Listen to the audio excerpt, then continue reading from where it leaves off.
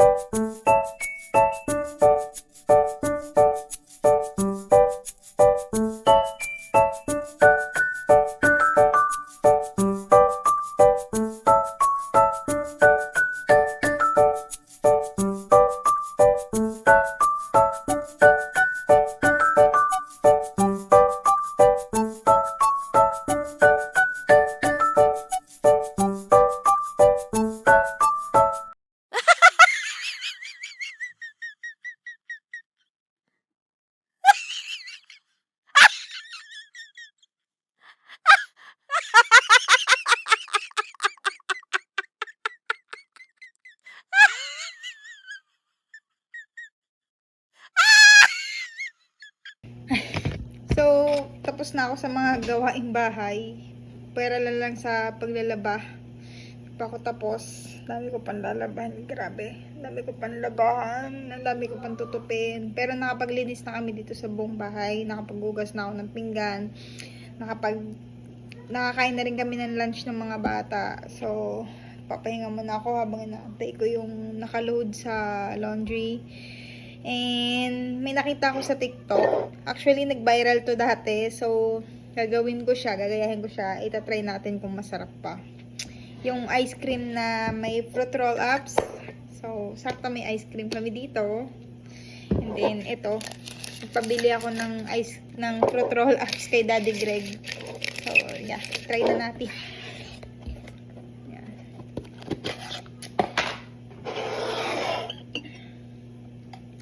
Yung iba, nilalagay nila ng, ginagawa nila parang palumpia. Yung ice cream sa fruit roll-ups. Pero ako kasi mas bet ko siyang ilagay na lang muna dito.